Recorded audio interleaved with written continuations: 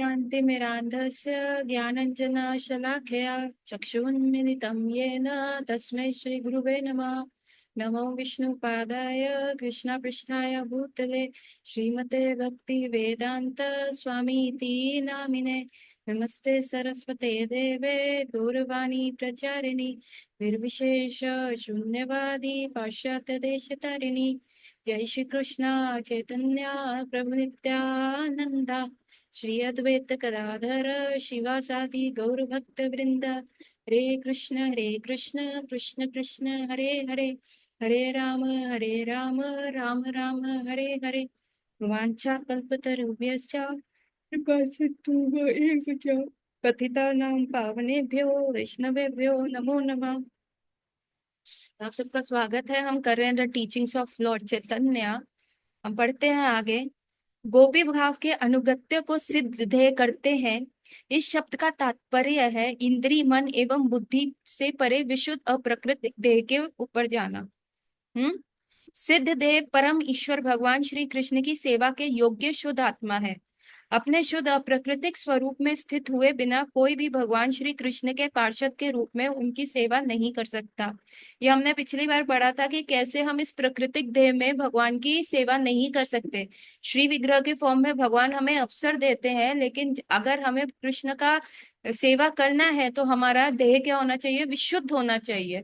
मतलब हमारे देह के हमारा में देह अभिमान नहीं होना चाहिए। हमें उस तत्व पे जाना चाहिए जिसपे हमारी इंद्रियां कंट्रोल्ड हो और मन और बुद्धि भी जो है शुद्ध है और वो भगवान की सेवा में लगे, है ना। सो इसमें यहाँ पे ये बताया गया, रामानंद राय ने भी सिद्ध देह की प्राप्ति के बिना गोपी अनुगत्य अथवा स्वयं भगवान श्री कृष्ण की उनकी नित्य संगनी श्रीमती राधा रानी की सेवा संभव नहीं है। जब तक आपका सिद्ध देह नहीं आता, तो जब तक हम अपने साधना सिद्ध करके देह नहीं प्राप्त करते विशुद्ध सत्वा में, तब तक क्या होगा? हम राधा कृष्ण की सेवा जो है गोलोक वृंदावन में नहीं कर पाएंगे।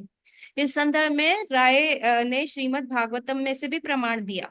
दूसरी स्त्रियों की तो बात ही क्या है। लक्ष्मी जी, हाँ, लास्ट टाइम हमने इसी पे कहा था कि लक्ष्मी जी भी आज बेल वन में जो है तपस्या कर रही हैं, परंतु क्योंकि उनको ये अभिमान है कि वो वैकुंठ की रानी है, वो वैकुंठवासी है, and Narayan is not different than Krishna, therefore उनको फ्री पास मिलना चाहिए उसमें जाने के लिए।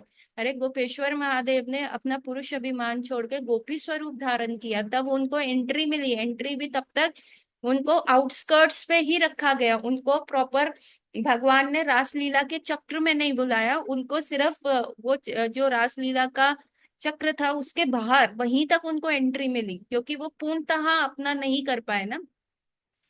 और लक्ष्मी जी जब इस अभिमान के, हाँ मैं तो वैकुंठ की रानी हूँ, तो आज तक वो बेलवन में तपस्या कर रही हैं और ये चीज हो नहीं पाई। रामानंद राय से इन वाक्यों को सुनकर भगवान श्री गौर सुंदर अत्यंत प्रसन्न हुए। उन्होंने राय का आलिंगन किया। इतना सब सुन के श्रीमती राधा रानी क्या कहा, हमने वर्णाश्रम धर्म से शुरू किया और कहा राय रामानंद अभी श्रीमान महाप्रभु को कहाँ ले गए हैं? पूरा श्रीमान महाप्रभु को उस तरफ ले गए हैं जहां पे सिद्ध दे विशुद्ध सत्वा के है। और ये सुन के ही वो इतने प्रसन्न हुए। तत्परांत वे दोनों ने प्रेम वश से क्रंदन करने लगे। इस प्रकार रात्रि भर श्रीमान महाप्रभु और श्री राय ने राधा कृष्ण युगल लीला का परस्पर कथन किया। प्रातः काली श्री रामानंद राय अपने स्थान को चले गए और श्री महाप्रभु स्नान के लिए पधारे। विच्छेद के समय श्री रामानंद श्री गौर सुंदर महाप्रभु के चरणारविंद में दंडवत प्रणाम का प्रार्थना करने लगे। हे प्रभु, इस अविद्यापक से मेरे उद्धार करने को ही आप पधारे हैं, अतः 10 दिन और यही निवास कर मेरे दुष्ट मन के प्राकृतिक विकारों को शुद्ध कीजिए। आपके अतिरिक्त अन्य कोई ऐसा दिव्य कृष्ण प्रेम प्रदान नहीं कर सकता। श्री चैतन्य महाप्रभु के उत्तर दिया, मैं राधा कृष्ण की अप्रकृत लीला का श्रवण कर स्वयं को पवित्र करने के लिए आपके पास आया हूँ। आप ही इन दिव्य लीलाओं के एकमात्र शिक्षक हैं।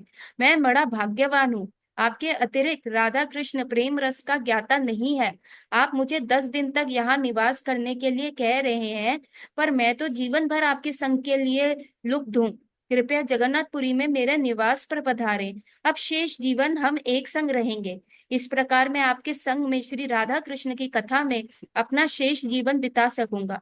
श्री रामानंद राय स्नग्ध संध्या समय भगवान श्री गौर सुंदर के पुनर्दर्शन को आए तथा दिव्य कृष्ण कथा पर और चर्चा हुई। श्री गौर सुंदर ने जिज्ञासा की, सबसे ऊंची विद्या क्या है? अच्छा, अभी तक क्या है, यहाँ पे चैतन्य महाप्रभु अपने व्यवहार से बता रहे हैं कि हमें क्या चाहिए, हमें पूरे जीवन के लिए सबसे इम्पोर्टेंट क्या है, पैसा है क्या, या एक लाइफस्टाइल है, या क्या सबसे इम्पोर्टेंट है। तो चैतन्य महाप्रभु बता रहे हैं कि यह श्रीमद् भागवतम भी इसका एग्जाम्पल है कि हमें सबसे इम्पोर्टेंट अपने स्पिरिचुअल लाइफ के लिए, क्योंकि देखिए जब तक आध्यात्मिक जीवन का पोषण नहीं होगा तब तक मटेरियल लाइफ भी आप ढंग से नहीं कर पाएंगे, क्योंकि नहीं तो हमारे हृदय में इतने सारे प्रश्न उठते रहेंगे या हम इतने सारे कल्मशों से जो है वशीभूत रहेंगे। तो इस वजह से क्या, हम अपना मटेरियल लाइफ भी, जो भौतिक जीवन है, वो भी अच्छे प्रकार से इंजॉय नहीं कर पाएंगे। और फिर क्या होगा, कष्ट होता रहेगा, पीड़ा होती रहेगी, किसी ना किसी कलेश अग्नि में हम फंसे रहेंगे। लेकिन जैसे जैसे हम अपना आध्यात्मिक जीवन को पोषण देते हैं तो हमारा आध्यात्मिक मसल इतना स्ट्रांग हो जाता है कि वो हमारे इस भौतिक जीवन को झेल पाता है। लेकिन आध्यात्मिक मसल का पोषण कैसे हो सकता है? आध्यात्मिक मसल का पोषण सिर्फ साधु संग से हो सकता है। लव मात्र साधु संग सर्व सिद्धि होए, है ना, कि एक लव मात्र, एक सेकंड से भी कम यदि साधु का संग मिल जाए तो भी सिद्धि हो सकती है।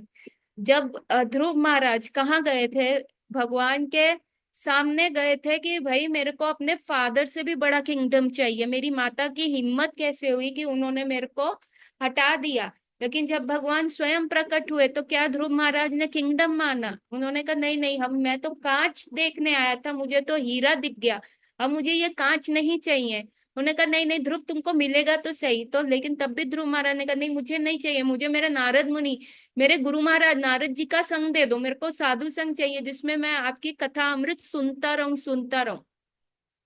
प्रहलाद महाराज, प्रहलाद के साथ भी हुआ, नरसिंह भगवान प्रहलाद महाराज को भी कह रहे, अरे प्रहलाद तुम बताओ तुमको क्या दूं?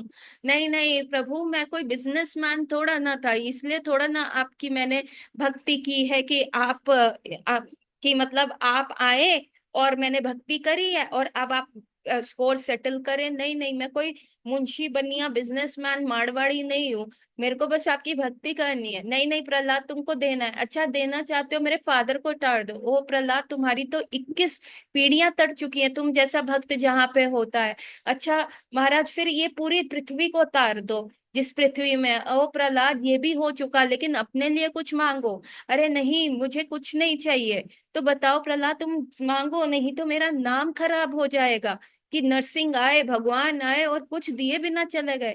तो प्रहलाद महाराज क्या कहते हैं, मुझे मेरे गुरु का संग दीजिए, आप तो आए और मेरी आंखों से अप्रकट हो जाएंगे, लेकिन मैं आपका विरह और पीड़ा नहीं सह पाऊंगा, इसीलिए अब मुझे साधु संग दीजिए। साधु संग से क्या होगा, मैं पल पल आपके बारे में सोचता रहूंगा और मेरा जीवन तर जाएगा, मैं आपको एक क्षण भी भूलना नहीं चाहता और मैं आपको सदैव याद रखना चाहता हूँ।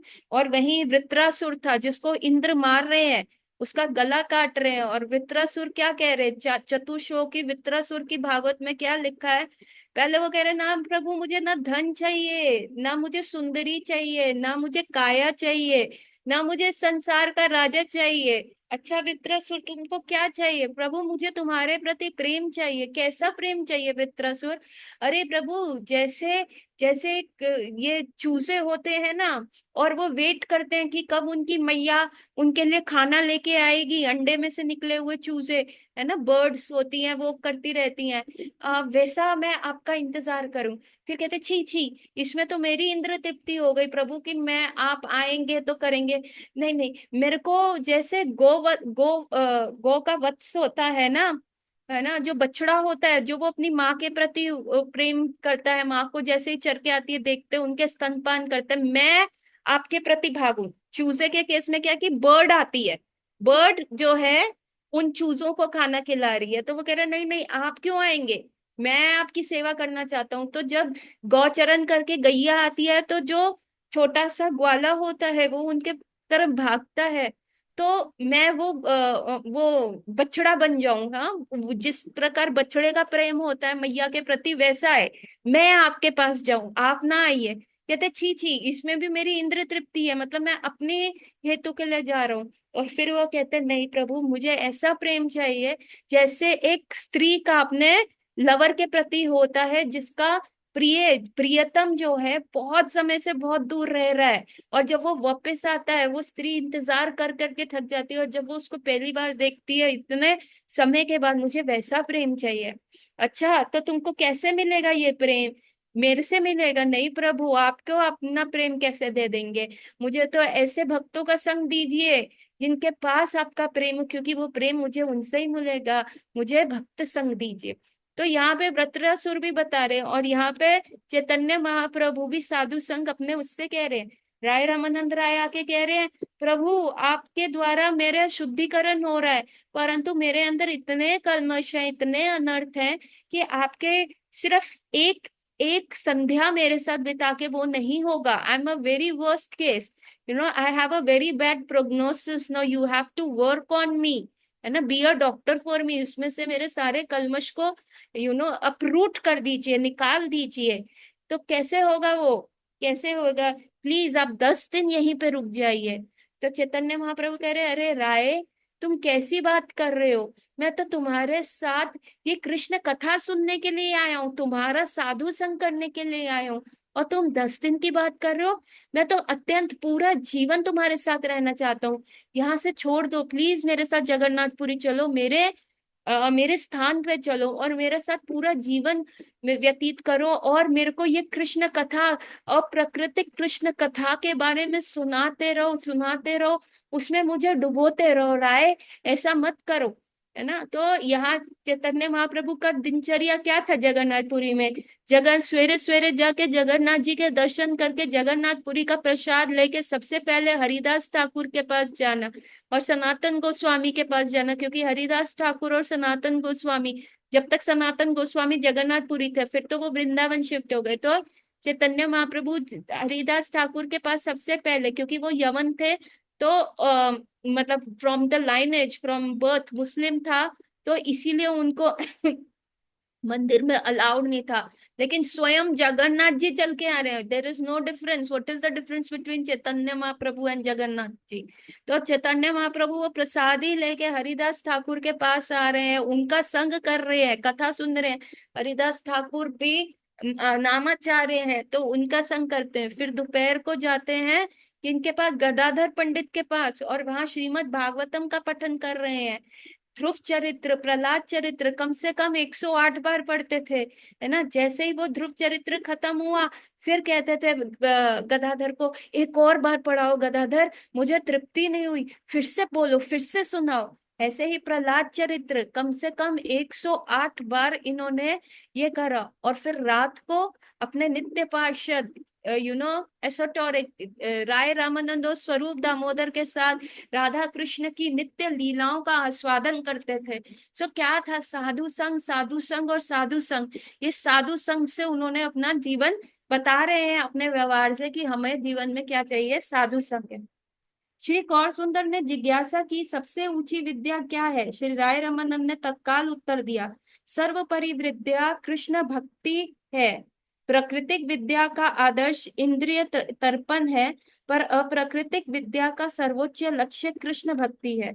श्रीमद् भागवतम में उल्लेख है कि भगवान श्री कृष्ण के प्रति संपादन करने वाला कर्म ही सर्वोत्तम है, और कृष्ण भावामृत प्रदान करने वाली विद्या सर्वोत्तम विज्ञान है। इसी प्रकार अपने बाल्यकाल के मित्रों को विद्यालय में शिक्षा प्रदान करते हुए प्रहलाद महाराज ने भी कहा था, श्री कृष्ण का श्रवण, कीर्तन, स्मरण, आचरण, वंदना, दास्य, साख्य और सर्वत्म संपन्न ही सर्वोत्कृष्ट दिव्य ज्ञान है। सबसे महान कृति क्या है? भगवान श्री गौर सुंदर महाप्रभु ने श्री रामानंद राय से जिज्ञासा की। राय ने कहा, जो कृष्ण भक्त के रूप में विख्यात है, उसी के विश्व में सर्वाधिक कीर्ति है। तो यहाँ बता रहे हैं, राय रामानंद से पूछ रहे हैं कौन सा ज्ञान सबसे उत्तम है, हाँ, क्या यहाँ पैसा कमाने का ज्ञान सबसे उत्तम है, बिजनेस सेट करने का ज्ञान सबसे उत्तम है, अपनी गृहस्थी को अच्छे से करने का, कुकिंग का आप अच्छे से ड्राइव कर, कौन सा ज्ञान सबसे ऊपर है? तो राय रामानंद कह रहे हैं, जब आप भक्ति करते हैं, जो भक्ति का ज्ञान है वो सबसे प्रथम है, सबसे उत्तम है, सबसे सर्वोपरि है, क्योंकि वो आपको कृष्ण तक लेके जाता है। इवन छोटे से प्रहलाद, जो 5 साल के प्रहलाद थे, वो भी अपने स्कूल में यही बता रहे हैं कि कैसे ये ज्ञान को प्राप्त करना है ना। इवन जब हिरण्यकशिपु ने भी पूछा, बताओ व्हाट इज द बेस्ट विद्या प्रहलाद, और तब उन्होंने यही कहा था कि भगवान विष्णु के बारे में ज्ञान ही उत्तम है। और ये पूछा फिर चैतन्य महाप्रभु में, और who is the most famous person in the world, कौन है सबसे फेमस? हाँ, बॉलीवुड एक्टर्स हैं, कोरियन एक्टर्स हैं, बीटीएस है, या क्रिकेटर्स हैं, या फुटबॉलर्स हैं, या हॉलीवुड के हैं, who is most famous through out the world? तो यहाँ पे राय रामानंद कह रहे हैं, जो कृष्ण भक्ति के बारे में बताता है, जो कृष्ण भक्ति का प्रचार करता है, जो कृष्ण के बारे में फील करता है, इन शॉर्ट कृष्ण भावामृत साधु सबसे उत्तम है, सबसे कीर्तिमान है। क्योंकि बाकी सारों का संग लेके, उनका ऑटोग्राफ लेके या संग लेके या उनका फोटो खींच के क्या आपके किसी भी प्रकार से किसी भी चीज में वर्धन होगा? क्या आपके ज्ञान में वर्धन होगा, शिक्षा में वर्धन होगा? किसी भी प्रकार से आप फेमस होंगे क्या? नहीं होगा, वो तो टेम्परेरी है। लेकिन लव मात्र साधु संग, सिर्फ थोड़ा सा साधु संग, और वो आपको लीप ईयर्स अहेड कर देगा कृष्ण भक्ति, कृष्ण की ओर। सो ये कीर्तिमान है, क्योंकि कीर्तिमान वो व्यक्ति होता है जो आपको भी कीर्ति दे जाए, और वो कीर्ति कैसे मिलेगी? साधु संग करके ही मिलेगी। तो now we come to the last chapter of this book, साध्य साधन का निर्णय। ठीक है, और इसके उपरांत फिर हम आगे दूसरी बुक शुरू करेंगे। जो भगवान श्री कृष्ण के भक्त के रूप में विख्यात है, उसका यश शाश्वत है, वह नित्य यशस्वी है। प्राकृतिक जगत में प्रत्येक मनुष्य 3 पदार्थों के लिए क्रियाशील है। वह अपने नाम में अमृतत्व, विश्व में अपनी प्रसिद्धि तथा प्राकृतिक क्रियाओं से लाभ की इच्छा रखता है, किंतु वह ये नहीं जानता कि सब प्राकृतिक नाम, यश और लाभ नश्वर प्राकृतिक देह संबंधी है। देहांत होते होते ही सब नाम, यश, लाभ भी नष्ट हो जाते हैं। केवल अविद्या के कारण प्रत्येक मनुष्य देह संबंधी नाम, यश और लाभ के लिए श्रम करता है। देह के आधार पर प्रसिद्ध होने वाला अथवा परमात्मा भगवान विष्णु को जाने बिना भगवत भावामृत के रूप में विख्यात होना निंदनीय है। कृष्ण भावामृत होने पर ही सच्चा यश प्राप्त होता है। तो यहाँ पे बता दिया है कि even if you become a celebrity, even आप अपने लुक्स को लेके, आप अपने किसी टैलेंट को लेके, आप अपने किसी स्किल को लेके विख्यात भी हो जाएं, लेकिन यदि वो आपका कार्य जो है वो कृष्ण संबंधी नहीं है, कृष्ण को प्राप्त करने के लिए नहीं है, विष्णु को प्राप्त करने के लिए ना, तो वो निंदनीय है। उससे आपका कोई लाभ नहीं होगा, कुछ नहीं होगा, वो केवल श्रम एवं केवलम हो जाएगा। इस संसार में मान प्रतिष्ठा क्या है? जब तक क्षण भर के लिए है ना। आज आज के हम जब छोटे थे उस समय कोई हीरो हीरोइन चलते थे, है ना। जैसे हम बड़े हुए, उसके जब हम टीनेज में थे, तो फिर वो एक्टर्स रिप्लेस हो गए, दूसरे हीरो हीरोइन आ गए। इनफैक्ट जो हमारे टाइम पे जब हम छोटे थे वो देखते थे, उनका नाम बहुत मुख्य था। आज कईयों के प्राण जा चुके, जैसे श्रीदेवी, ऋषि कपूर, है ना। ये लोगों के अब ये लोग नहीं है इस संसार में। धर्मेंद्र हमसे पहले के समय में इतना प्रख्यात था, he was the most handsome man, और अभी वो नहीं है। तो क्या, ठीक है, उन्होंने जिस इस जगत में जितनी भी ख्याति प्राप्त करी, परंतु उनको उसका क्या लाभ हुआ ना। और फिर जो हमारे समय में माधुरी दीक्षित थी, आज वो वृद्ध हो गई हैं। वृद्ध क्या, मतलब एक आयु पे आ गई हैं जिनको फिर से दोबारा से वो रोल्स नहीं मिल पाएंगे जो वो मीठी रोल्स शुरू में करती थी एज अ हीरोइन। तो ये जो संसार है ना, यहाँ की प्रसिद्धि क्या, एक टेम्परेरी है। उगते हुए सूरज को प्रणाम है, जिस प्रकार सूर्य ढल जाता है तो उसके बाद कोई उसको कोई पूछ नहीं है ना। सो उसी प्रकार से ये प्रख्याति लेके क्या करेंगे? लेकिन जो साधु है, साधु की तो प्रख्याति अभी क्या है, शिला प्रभुपाद है, उन्होंने कितने लोगों को चेंज किया, कृष्ण भावामृत बनाया, है ना। परंतु उनकी आज भी लिखी हुई किताबें लोगों का हृदय मंथन करती हैं। उनकी आज भी लिखी हुई किताबें लोगों को ट्रांसफॉर्मेशन की तरफ लेके जाती है, भगवान के प्रति लेके जाते हैं। तो साधु की ख्याति कभी भी कम नहीं होती। साधु की ख्याति चाहे वो है या नहीं है, वो बढ़ती बढ़ती बढ़ती बढ़ती ही जाती है। तो यहाँ पे भी वही चीज लिखी है। श्रीमद् भागवत के अनुसार 12 महाजन महाभागवतों के रूप में विख्यात हैं। वे हैं श्री ब्रह्मा, श्री नारद, श्री शिव, श्री मनु, श्री कपिल, श्री प्रहलाद, श्री जनक, श्री भीष्म, श्री सुखदेव गोस्वामी, श्री बलि, श्री यमराज और सनकादि 4 कुमार। महाभागवत के रूप में इनका आज तक स्मरण किया जाता है। गरुड़ पुराण में उल्लेख है कि कलयुग में परम ईश्वर भगवान श्री कृष्ण के भक्त के रूप में विख्यात होने पर ब्रह्मा, शिव आदि के पद की प्राप्ति से भी दुर्लभ है। श्री नारद और पुंडरीक के वार्तों के संबंध में महाराज युधिष्ठिर ने कहा, अनेक अनेक जन्मों के बाद अपने को श्री वासुदेव का दास जानने वाला सबसे यशस्वी और सबसे सब जीवों के उद्धार में समर्थ है। इस प्रकार श्रीमद् भागवतम में भगवान श्री कृष्ण अर्जुन को कहते हैं, बहुत जन्म जन्मांतरों के अंत में यथार्थ ज्ञानवान मुझ सब कारणों का परम कारण और सर्वव्यापक जानकर मेरी शरण ग्रहण करता है, ऐसा महात्मा अत्यंत दुर्लभ है। मतलब बताया जा रहा है कि आप फेमस तो किसी भी चीज के लिए हो जाओगे, है ना। आप इंस्टाग्राम पे आपका वीडियो वायरल हो जाए, आजकल ऐसा कॉमेडी शोज चलता है, आप कोई भी ऐसा कंटेंट करो और आपका फोटो वायरल हो जाए या वीडियो वायरल, आप फेमस हो गए। लेकिन ये क्या है, ये तो क्षण भर की चीज है ना। लेकिन कई ज्ञान कितने समय उपरांत, कृष्ण भक्त तो कितना दुर्लभ है। बहुत जन्म जन्म के बाद, ज्ञान आने के बाद, सुकृति होने के बाद, अच्छे से साधना सिद्ध होने के बाद हमें पता चलता है, अरे कृष्ण ही सर्व कारण के कारण है, उन्हीं तक जाना है, बाकी चीजें सब व्यर्थ है, सब जीरो बटा सन्नाटा है, उस तरफ नहीं जाना, है ना। और ऐसा ही व्यक्ति, ऐसा ही महात्मा जिसको ये कंप्लीटली थॉरोली रियलाइज हो गया हो, वो जो है बहुत दुर्लभ है, क्योंकि वो खुद का तो उद्धार करता ही करता है, वो अपने आसपास और बहुत लोगों का उद्धार करता है। श्रीला प्रभुपाद एक ऐसे वैसे महात्मा थे। यदि वो चाहते कि नहीं नहीं हमें आगे नहीं बढ़ना, हम अपना वृंदावन में रह रहे हैं, राधा दामोदर में मंदिर लेके जा रहे रह रहे हैं, हमारा जीवन सही है, अवस्था तो यही है कि ब्रज में रहो। भक्ति के जो 64 अंग में से 5 प्रमुख अंग बोले गए हैं, वृंदावन वास उसमें से है। तो Prabhupada had all the opportunity, सब उनका था, ही was totally realised, but he left Vrindavan to give so many people Vrindavan. जो ऐसे महात्मा जो होते हैं बहुत दुर्लभ होते हैं। आदि पुराण में भी कथन है कि मुक्ति और अप्राकृतिक जीवन भक्तों का अनुगमन करते हैं। ब्राह्मण नारदीय पुराण के अनुसार ब्रह्मा आदि देवगण भी स्वयं भगवान श्री कृष्ण के भक्त की महिमा से अनजान है।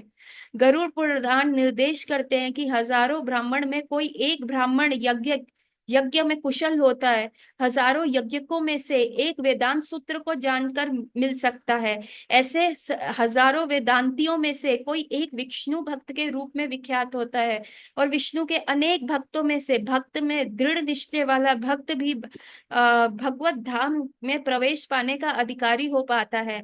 श्रीमद् भागवतम में ये कथन है कि अनेक वेदवादियों में हृदयवासी भगवान श्री कृष्ण का निरंतर चिंतन करने वाले सर्वश्रेष्ठ विद्यार्थी हैं।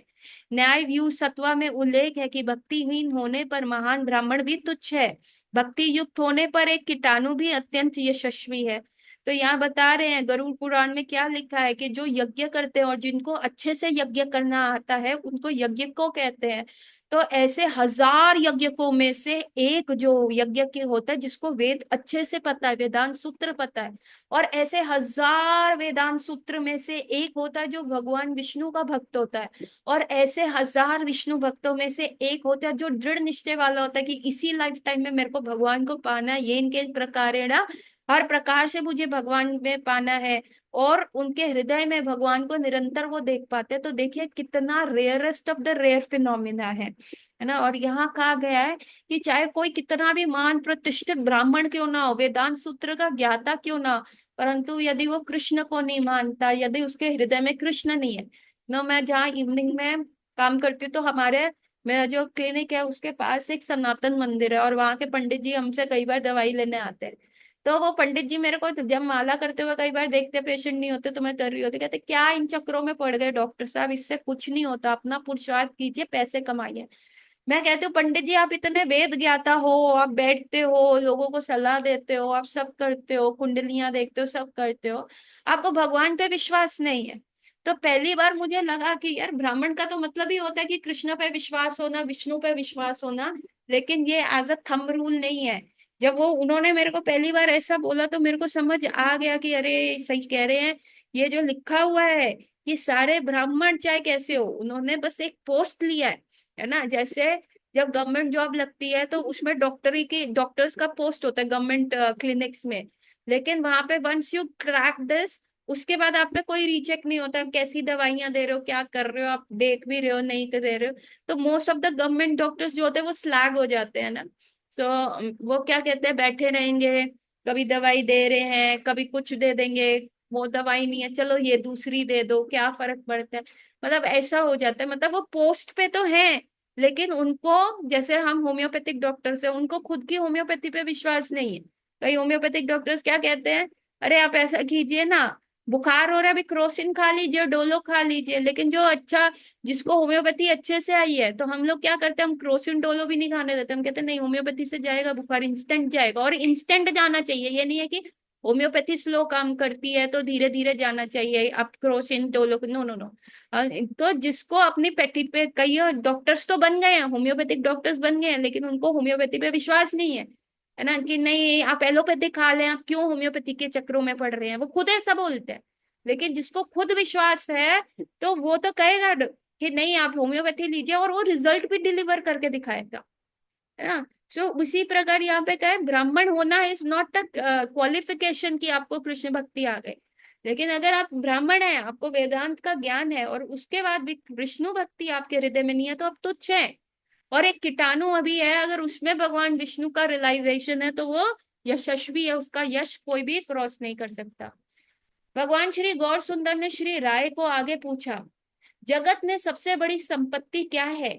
श्री राय ने कहा, श्री राधा कृष्ण में प्रेम करने वाले के पास सबसे मूल्यवान रत्न और संपत्ति है। प्राकृतिक इंद्रिय तर्पण अथवा प्राकृतिक संपत्ति वाले व्यक्ति वास्तव में धनी नहीं है। कृष्ण भावामृत होने पर ही जीवन समझता है, श्री राधा कृष्ण के प्रेम से बढ़कर मूल्यवान दूसरी संपदा ही नहीं है। श्री भागवत में कथन है कि ध्रुव महाराज ने भूमि प्राप्ति के लिए भागवत साधना की। श्री कृष्ण का दर्शन होने पर वे कहने लगे, मैं इतना आनंद मग्न हूं कि अब मुझे कुछ भी नहीं चाहिए। भगवत गीता में उल्लेख है कि परम ईश्वर भगवान श्री कृष्ण की शरण ग्रहण करने अथवा कृष्ण प्रेम प्राप्त होना जीवन में कोई और कामना शेष नहीं रहती। भागवत भक्त वांछा कल्प तरु है, पर भक्त उनसे कुछ नहीं मांगता। तो यहाँ पे कितना अच्छा लिखा गया है कि सबसे बड़ी, चैतन्य महाप्रभु पर पूछ रहे हैं, हे राय बताओ मुझको, वो सबसे बड़ा धन क्या है जिस व्यक्ति ने कर लिया, क्या उसके, वो सबसे धनी है जिसके अकाउंट में करोड़ों का बैलेंस है, वो सबसे ज्यादा धनी है जिसके पास गाड़ी बंगला है, बड़ा शांडलियर्स है, सोना चांदी से लटा हुआ है, जिसकी साड़ी में भी सोने का थ्रेड है। अरे नहीं, वो तो चिंताग्रस्त रहते हैं, शेयर मार्केट ना गिर जाए, बिजनेस ना फेल हो जाए, कहीं कोई बिजनेस में गलत इन्वेस्टमेंट ना चला जाए, उनको तो डर रहता है। सबसे बड़ा धनी तो जिसके पास कृष्ण प्रेम है वो है, क्योंकि कृष्ण प्रेम पाने के बाद आप अपना खुद का आनंद कोश खोल लेते हो। आप इतने आनंदित रहते हो कि कोई भी, कैसी भी, किसी भी प्रकार की परिस्थिति आपके समक्ष क्यों ना आ जाए, आप उसमें एक घोर आनंद का ही विस्फोट फील करते हो। तो यहाँ पे यही बोला रहे हैं कि सबसे बड़ा धनी वही है। अभी ध्रुव महाराज का एग्जाम्पल देते हुए कहते हैं, ध्रुव महाराज आए थे कि मुझे अपने पापा से बड़ा लैंड चाहिए, दो दो दो, लेकिन क्या उनको दिया? नहीं। जैसे ही भगवान प्रकट हुए उन्होंने कहा मैं तो बहुत आनंदमय स्थिति में हूँ, मुझे नहीं चाहिए, मेरी कोई इच्छा नहीं है। तो यहाँ पे यही कह रहे हैं कि ये भगवान और भगवान के भक्त क्या है, कल्पतरु हैं, विश फुलफिलिंग ट्रीज हैं, आपकी सारी विशेष को फुलफिल कर सकते हैं।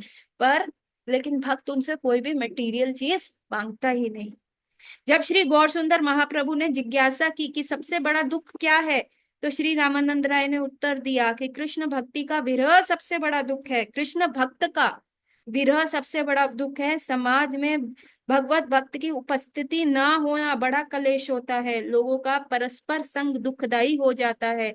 श्रीमद् भागवत में उल्लेख है कि शुद्ध भक्तों के संग से रहित हो जाने पर कृष्ण भक्त रहित जीव समाज मैत्री अथवा प्रेम से स्वयं को सुखी करने का प्रयास करता है, किंतु वह सबसे बड़ा दुख माना जाता है।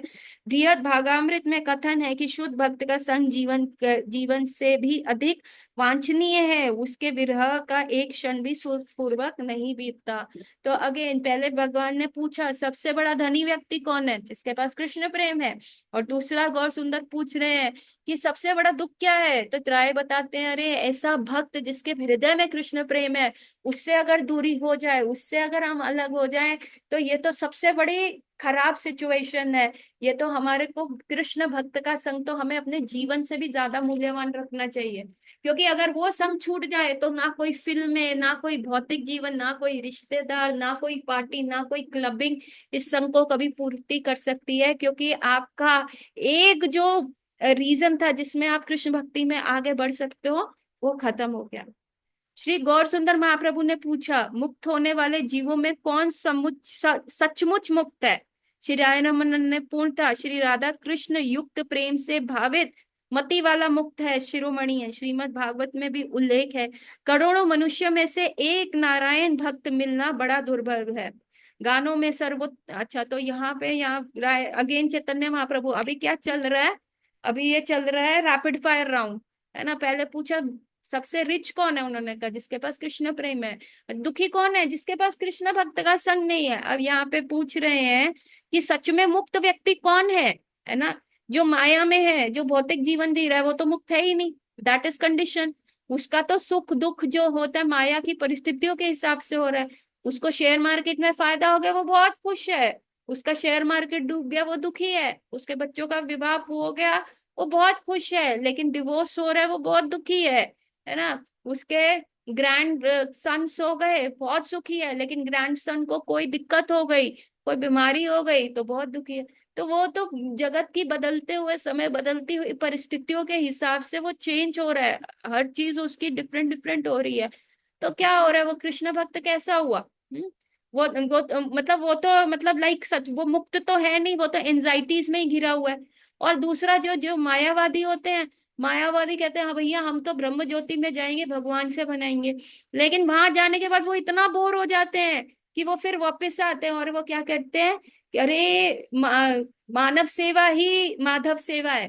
फिर वो क्या करेंगे, हॉस्पिटल्स बनाना शुरू कर देंगे, चेले चपाटे लेंगे, है ना। और फिर वो कहेंगे अच्छा काम करना शुरू कर देंगे, पॉलिटिकल पार्टी ज्वाइन कर लेंगे कि नहीं हम चेंज करेंगे, हम डिफरेंस डिफरेंस ला के दिखाएंगे।